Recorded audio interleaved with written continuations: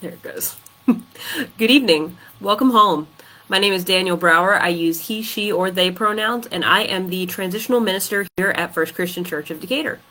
Welcome to our 601 midweek meditation. I grew up watching a lot of VeggieTales, so every time I say that, I always want to follow it with the part of the show where the pastor comes out and sings a silly song. But for better or for worse, I am not here to sing a silly song.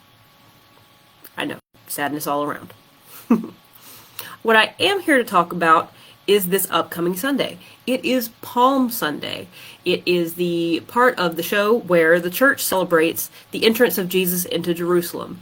Normally we have a bunch of palm branches, we say things like Hosanna in the highest, and we get to say ass in church. This might sound a little strange if you didn't grow up in church. But believe it or not, like, this kind of action in the street sort of thing is not that weird. Like, take this past weekend, for example.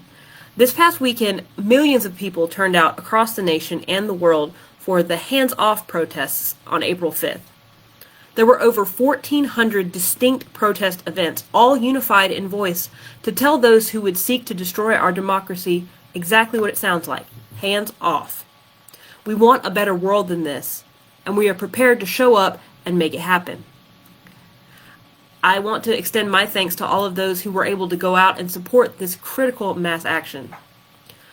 Our voices are important now more than ever, and our faith informs our fight. Now, there are some folks who would say that proactive protest is unchristian, and engaging in what John Lewis would call good trouble is antithetical to our beliefs. And the folks that say these things are forgetting the vital importance of faith-informed action in the street. Segregation, apartheid, nuclear proliferation, the Vietnam War, and so many other massively important issues have been drastically affected by the faithful action of those who would see our world be different. It does not take violence to make violence afraid. And this is not new news either. It's as old as our faith, dating back, again, to that first Palm Sunday and the entrance of Jesus into Jerusalem. Now, this was a simple interest that turned into a massive action in the streets. I mean, we're talking people shouting, cutting branches off of trees and waving them around, taking their clothes off. These days, we might call something that wild a riot. And maybe it was. And it was also a signal to those in power that the people were desperate for a change. Those in authority, both those who would twist spirituality for power and those who would use military might to crush the weak, were intimidated by the show of solidarity in the streets. Jesus did not come to us on a war horse. You know, in America, we like to, we like our military stuff, our eagles and our tanks and we like to be the big dog in the room. And that's not how Jesus shows up. Jesus doesn't show up with that kind of power. Jesus does not show up in gold and in silk to tempt us with money and with the really great feeling of getting one up on our enemies and allies.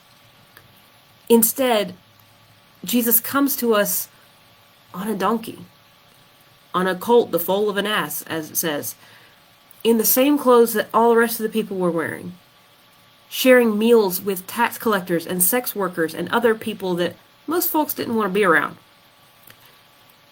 Jesus came to us as one of us to make us one with each other. Now, just a few days after this powerful show of solidarity in the streets, those same people gathered in silence, or perhaps even voiced their support for Jesus' murder at the hands of empire. I grew up with that story, and I always thought, as many of you might have thought, if I was there, I would have done something about such an injustice. Hear the good news. You are there now. The injustice in our nation is real and it's frightening, and we have the ability to do something about it. To speak, to write, to call, to march, to act. Just like that first Palm Sunday, we can let our voices be heard saying that we follow Jesus of Nazareth, and he would not be about this life, and neither are we. I pray that we do not lose heart as so many did during that first Holy Week, falling away as those in authority came closer with loud condemnation and, yes, the power to destroy. That can be a very frightening thing. I'm not going to lie. And I pray that when the time comes to put up or shut up, that we might have the courage to take hold of our palms and put them up rather than shutting up and accepting the perversion of freedom and liberty. This work is so very, very important, and it cannot and should not be done alone. You are not alone.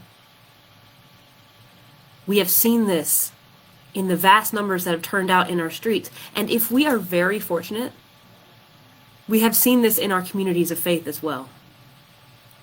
I am very blessed to be part of a faith community with a strong history of social action and the prophetic grace to be a voice for change in our city, our state, and our nation.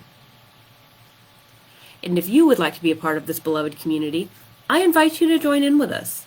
We are small but mighty, and we, again, are committed to making a difference in a climate where everything seems very chaotic and bad.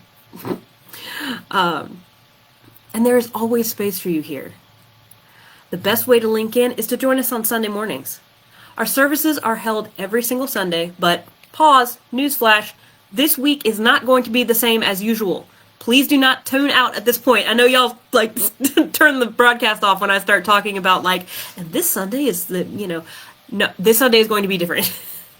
This Sunday, for Palm Sunday, we are celebrating the first collective action by collectively taking stock of what is important in our lives and what we are willing to do to pursue those things. So this Sunday we're doing something called Break Bread Together, which is a kind of service that we have occasionally at First Christian Decatur, in which we partake of the Lord's Supper as a full meal rather than just the bread and the cup. And then we sit and we talk over big, important issues as a community held in sacred covenant by that table. The transition team will be walking us through what they've been working on for the past year, and then together we're going to talk about and discuss and evaluate where we might go in the future and what kind of energy that might take. Because of this momentous occasion and the length of time it's probably going to take to have this discussion, our service on Sunday will be starting at 10 a.m. rather than 10:25. I say again, service this Sunday is at 10 a.m. So please plan to come earlier than your usual. Please bring a dish to share at our potluck Lord's Supper, and join with us as we continue to prayerfully discern how best to heal and help our community and our world. I really hope I get to see you there. And, as always, whenever I see you, whether or not I see you, God made you special. God loves you very much. And so do I.